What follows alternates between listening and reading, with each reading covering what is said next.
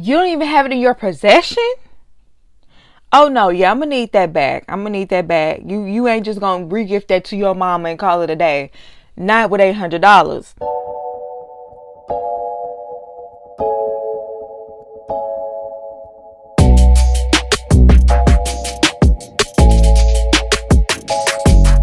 Welcome to La Vida Rosa. I'm your host Pinky, and today we're going to talk about Married at First Sight. So if you'd like to see more, then just stay tuned. But before we begin, I would like for everyone to check out my website, LaVidaRosaStyle.com, where you can find cute accessories like the ones I'm wearing right now.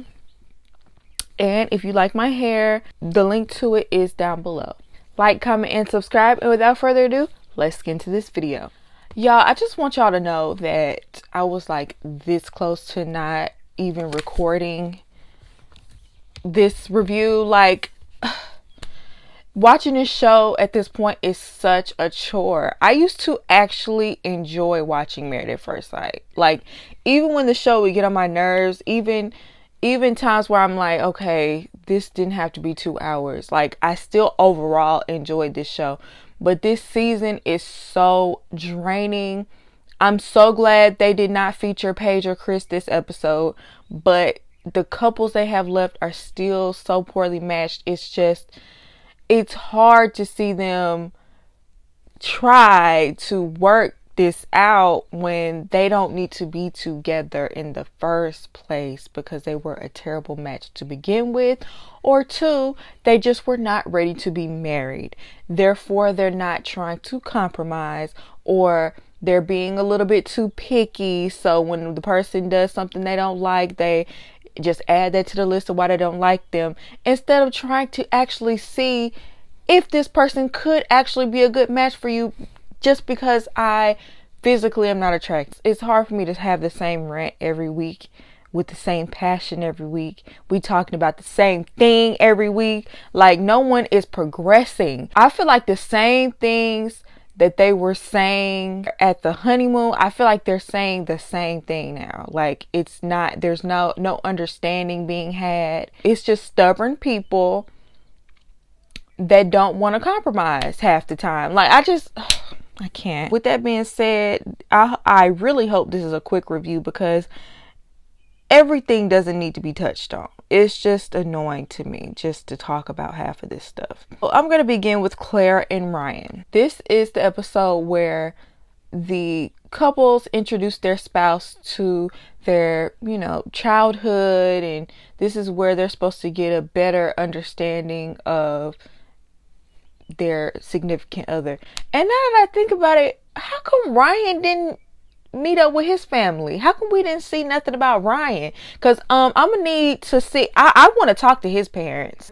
I need to know the background on Ryan at this point. We need to understand where he's coming from, because it's not making any sense. Maybe the parents can put the puzzle pieces together.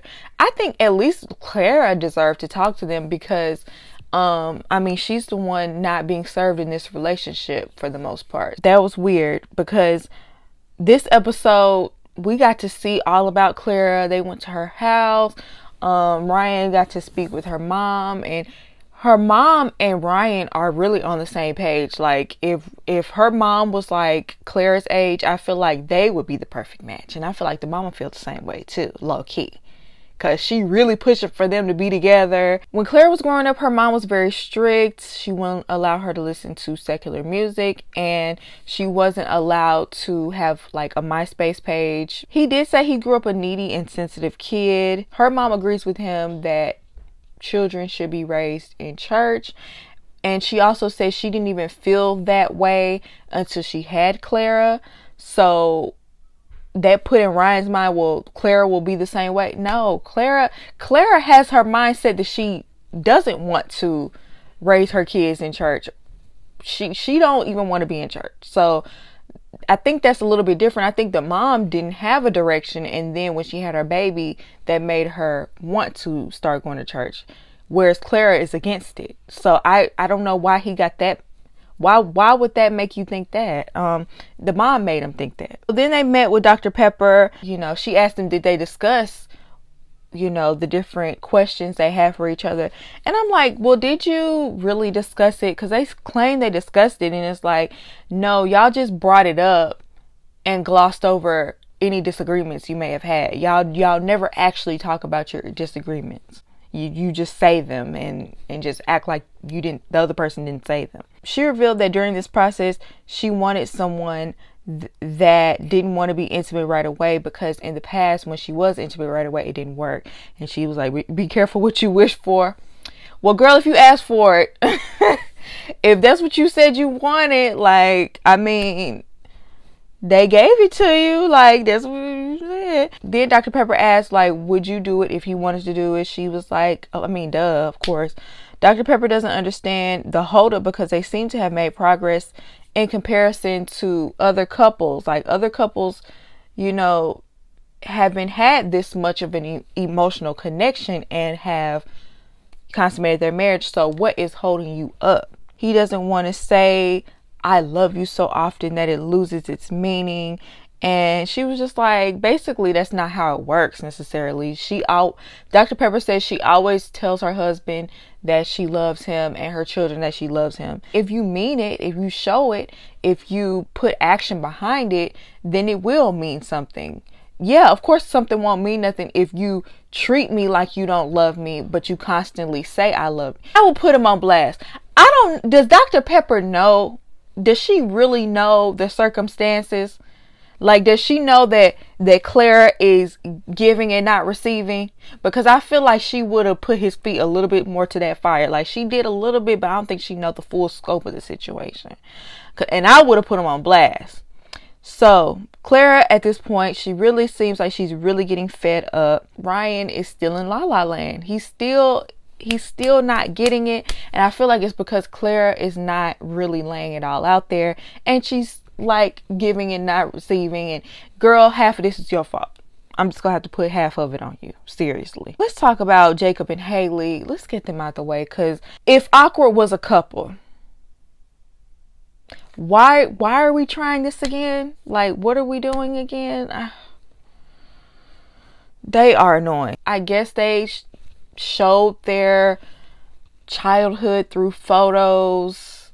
It was very bland. I don't know. I just felt like they didn't really put too much of an effort. Like, yeah, they got the pictures together and stuff, but they just looked at pictures and awkwardly had conversations about it, whatever. And then she took him to the batting cage and was very uncomfortable with the fact that he wore jeans and dress shoes, which it is kind of like, Jacob, why are you wearing jeans and dress shoes? But you know why he's wearing jeans and dress shoes. That's just how he is. And Jacob is old. Like, old men, they wear dress shoes everywhere. They do. They really do. But she's like very, very judgmental of Jacob. And I feel like she's easily embarrassed when people don't fit in. She needs a bro. This is what she wants. She wants a bro. She wants a frat boy. She wants somebody that dresses literally the same every single day, that wears t-shirts with their baseball team on it, and wears the baseball caps, and wears Nike shoes, and wears those glasses. Y'all know the reflective glasses that I'm talking about. Do they wear them hunting? Y'all know what I'm talking about. She wants a bro. She wants a Jersey Shore. I mean, not with the minus the tan and all that, but she wants that type of man. I feel like cause it just seems like that's what she was trying to turn him into with that hat, with the clothes that she bought him, like, and she wants him to wear tennis shoes. That's just not Jacob. That's just not him. And he's not competitive. Everybody ain't competitive. Like, I feel like if you push me to be competitive, I can be, but I'm naturally not. I compete with myself. I'd rather compete with myself than somebody else. I'm just not someone that's you're not gonna be able to rile me up that way. Like, oh, you're losing. Okay, I'm not good at this. But if you put me in something I'm good at, okay, maybe I might care a little bit more. Then we get to this bracelet, which has apparently been a running theme throughout their entire relationship. They just haven't really showed much of it. But they flash back to many scenes, like all the way back from the beginning, where they've been arguing about this bracelet. So Jacob bought Haley a bracelet, and it's an $800 bracelet, and he bought her as like a pre-wedding gift. So this is before he even knew Haley. He, you know, whoever his wife is going to be, he wanted to buy her this really expensive bracelet, which I thought was a beautiful, nice gesture. You know what I'm saying? Haley has been careless with this bracelet from day one, because she didn't even open it. Okay. She thought it was a necklace. So, I mean, I could understand being caught up in the moment and like, wow, this is a beautiful necklace, and I'm not even going to open it right now because I have a high neck dress. I understand her not wanting to wear it because she thought it was, I get that. That makes plenty of sense to me, because if your gift don't go with my outfit, I'm not wearing it. But it's not that I don't appreciate it, but why would I put it on if it don't look right? You know what I'm saying? That's not showing it off to its fullest, you know, extent. So I'm gonna keep it for later. So because of that, she gave it to her mother to hold on to. I don't know if she knew how much it cost. I don't know if her mother knew how much it cost. Maybe she thought it was cheap. I don't know. But she just never really acted like she cared about this necklace, to just give it to her mom and just forget about it. Like, it didn't even cross her mind. She said that plenty of times. It didn't even cross my mind. So she showed how she just couldn't care less about this necklace. He's upset not because she didn't wear it necessarily, but because it's not in her possession. Like, he gave it to you. That's the first gift he ever gave you, and it was very sentimental for him to give that to you, and you couldn't even be bothered to even have it in your possession. That's like his main thing. And she just treated it very frivolously. She never really takes his feelings into account when it comes to things like this. And if I was him, I would ask for it back. Like, that's what I wrote. Like, before we even moved on to the rest of the episode of the rest of their argument, I was like, I would have asked for it back. Cause ain't no way I'm dropping $800. You don't even have it in your possession? Oh no, yeah, I'm gonna need that back. You ain't just gonna re-gift that to your mama and call it a day. Not with $800. And so to counter that, she was like, well, I bought you a hat and you never wore it. And it was like a little baseball cap. Girl, please. And he had it. He had the hat. He just never wore the hat, but he has it. You don't even have yours. So you can't even bring that up. So Dr. Pepper comes over, and she immediately noticed that Jacob was visibly unhappy. She asked this man, why do you always wear dress shoes? And this is Haley's criticism of him. And he's like, because I like to. And she's like, well, I just would think you'd be more comfortable if you wore tennis shoes. No, you would be more comfortable.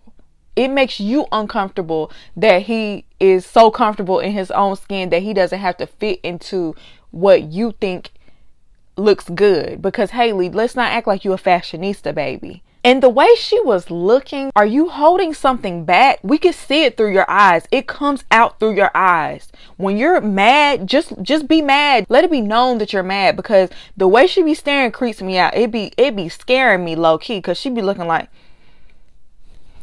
I just thought you were uncomfortable. Like, girl, let it out. Like, stop trying to pretend like you're so even keeled. Obviously you're not. She seemed like she got a temper or something, or maybe she's just holding it all in. I don't know. But girl, you're the one being judgmental on him. He don't rock Nikes. That's not what he do. Okay. He like them old school Gators. So then they brought up the bracelet again. And Dr. Pepper calls her out for being dismissive of his feelings and her lack of empathy in general, and basically not accepting responsibility for, you know, not even having the bracelet. You are dead wrong. Glad she told her that. And how come Haley don't realize she is the problem? Like, people have called her out time and again, and she just won't. Why won't you just leave then? You don't want him, so why not leave? She doesn't understand how she's being disrespectful, and it's like, girl, I could give you 800 reasons why you're being disrespectful. So then she FaceTime her mom, and we see where she gets this snarky disposition from, this passive aggressive, this, you know, well, I don't understand. We see where she get that from. She get it from her mom, because her mom was exhibiting this same behavior. So I don't know why they're having such a big attitude about him wanting this bracelet back. First of all, you didn't even know it was a bracelet. You thought it was a necklace, so you don't really care about it. Maybe her mama knew it was $800. That's why she didn't want to give it back. I don't understand why they're having such a big attitude. Well, you don't give something to somebody if you want to take it back. Well, you don't give something to somebody and they don't never wear it. That's rude too. Both, like, the whole thing is rude. So as long as you being rude, yeah, I am finna be rude and ask for it back. I sure would. I sure would. The mom feels like it's tacky to ask for it back and to bring up the price. The mom probably already had that money spent.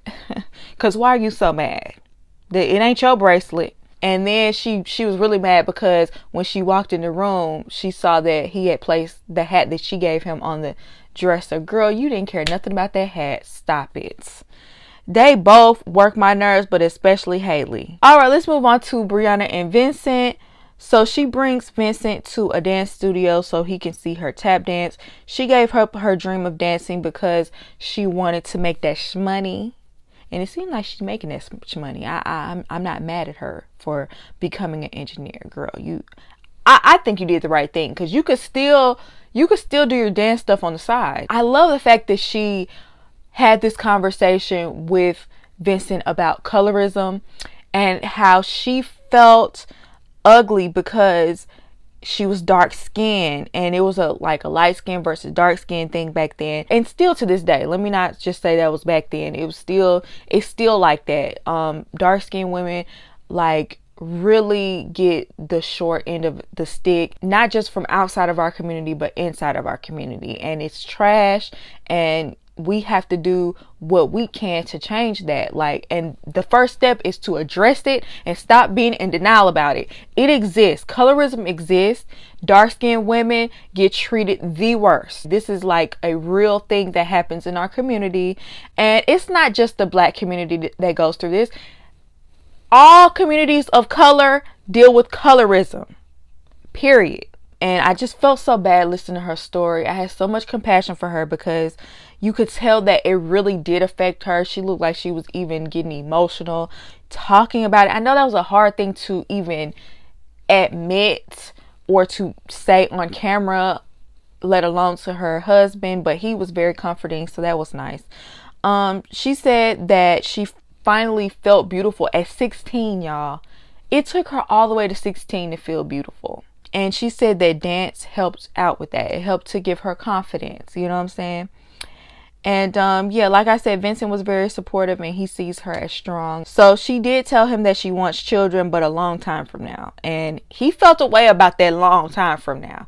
Like, he couldn't even rejoice in the fact that she actually does want to have children, but you know, it's that long time from now that he felt away. I really wish she would have explained why, or left the conversation a little bit more open for discussion so that he can get a better understanding. That's her issue. Like, when it comes to communication, I think that Vincent is too passive and he doesn't bring things up at the moment. But I think Brianna, she speaks in definites and absolutes, and it's like, well, this is the way it's going to happen. And she kind of doesn't leave the conversation open for compromise or discussion. And it is her body, and you know, she set that boundary. I understand that, but at least help him understand why you feel that way. I think he deserves that explanation. You know what I'm saying? So Dr. Pepper comes and Brianna's bossy ways comes out with this whole sleep situation. That's when we got to see some of her bossy ways. It's like, girl, you are not his mama. Let that man sleep for as long as he feel like sleeping. Like, I understand you probably want to eat breakfast with him, and that's why Dr. Pepper said that a nice compromise would be on certain days he'll get up and he'll eat breakfast with you. He'll wake up early and y'all can maybe bike ride or something like that. But you just telling him, well, you just need to go to sleep early so that you can wake up with me just because that's what you want. That's not how things work, girl. So I'm glad Dr. Pepper helped with that. Then she asked Vincent how would he feel about her not physically giving birth, because she does want to biologically have children. She's just afraid. So she made that clear to him. I'm glad she made that clear, like, you know, I do want to have children. I'm just afraid because I have high blood pressure. He just wants to research the situation. So I'm sure they can get information, and he wants to push forward, you know, basically. And Dr. Pepper asked, well, how would you feel about adoption if she was not able to have children naturally? And said that's something he would have to think about. And basically he doesn't want to do that. I hope he actually thinks about this more, because this is a really very real thing that couples encounter. Sometimes the wife is not able to have children or carry children, and sometimes the husband, okay, is not able to produce children himself. So let's not always put it on the woman. I hate how it always gets put on the woman. Well, what if she's not able to have children? Well, what if he's not able to produce the seed? You know what I'm saying? That is something that y'all may have to face. I could understand wanting your own biological child, but I hate that people like are so averse to adoption. I don't know why that is. So this episode, Vincent took her to a Dominican bodega, and oh my goodness, y'all, I would have loved this. Before I had GERD, I would have loved this, but it would be torture to me now because I have GERD, and you know, Hispanic food tends to be very spicy and everything I can't have. And low key, it's everything Brianna can't have too. She have high blood pressure. I just thought about that. She shouldn't be eating too much of that either, but it was nice to see Vincent in his element. And he was able to open up to her too about him, you know, having humble beginnings and living in poverty. And his family had to really sacrifice to move to the States. And he's going so hard for wanting a family because he didn't really have his mother and father growing up.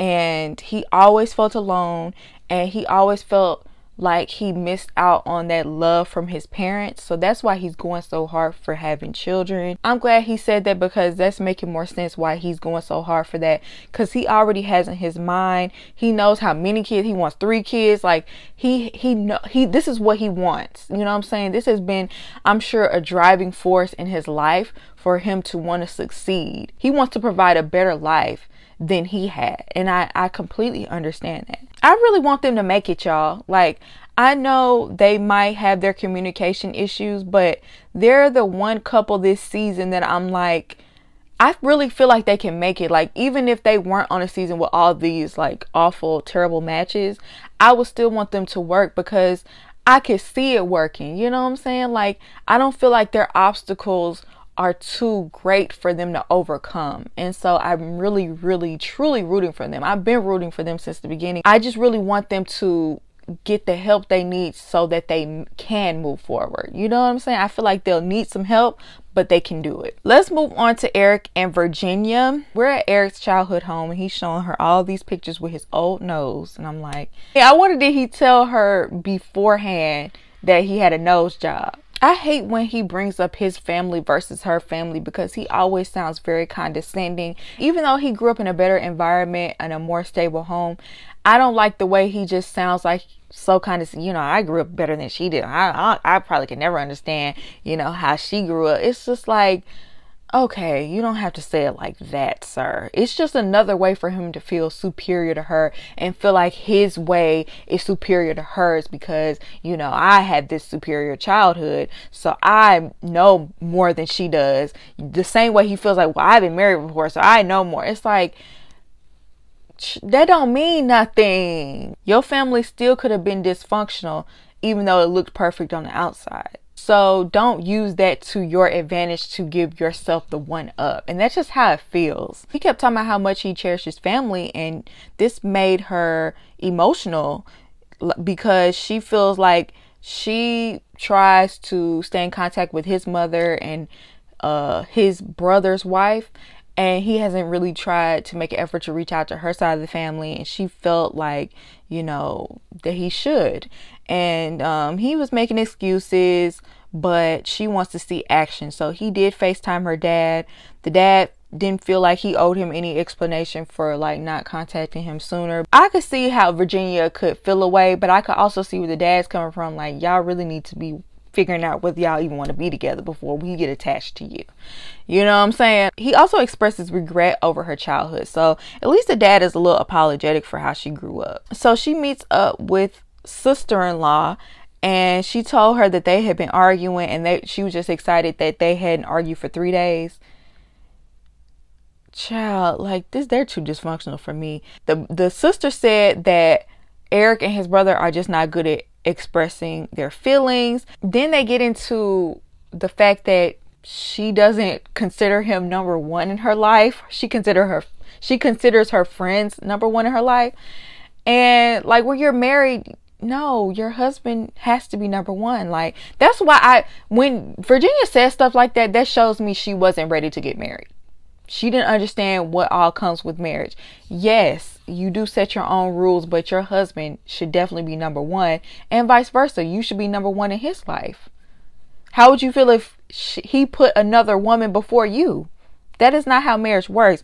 So the sister was just looking at her crazy. Dr. Pepper comes to visit, and she lets them know that they can no longer sweep things under the rug, and that they have to start addressing things head on, or they will continue to have issues. And she told them that they both clearly have their own view of what they think marriage is, and she wants them to sit down, write it out, and so that they can show each other like what each other thinks their marriage should look like, and they can collaborate and compromise and figure out if they should even be married. Virginia says that, you know, they should design the marriage to look the way they want it to look. You know what I'm saying? It doesn't have to look a specific way. He thinks there's certain things that should happen in a marriage, in which I do agree with him on certain things, but I feel like he's using the things that are obviously, you know, like cheating. And, you know, I even agree with him about, you know, spending the night over the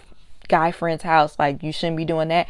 But he uses that to like lord other things over her head. You know what I'm saying? Like, I want to know your complete list of things that you think shouldn't happen in a marriage, because some things, yeah, are obvious, but others I feel like you just will throw in there because you already right about a couple of things. So you'll try to like throw in the other things just to control her. I feel like she feels that same way because he's so controlling about other aspects, that she doesn't want to give in to anything that he has to say. You know what I'm saying? They're both very stubborn. Like, he's stubborn and she's stubborn as well, but she has been willing to compromise more than him. I feel like he's just too dismissive of what she has to say and unwilling to compromise in general, and it makes it hard to see your side when you are right. But Virginia, you can't just be staying out all night with your male friends and you can't spend the night with them. No, that is not what a married woman should do. The optics are just trash. So y'all let me know what y'all feel down below for this aggravating, exhausting season of Married at First Sight. I would love to hear your opinion. Do you agree with me? Do you not agree with me? I hope you enjoyed this video, and I will see you in the next one. Peace.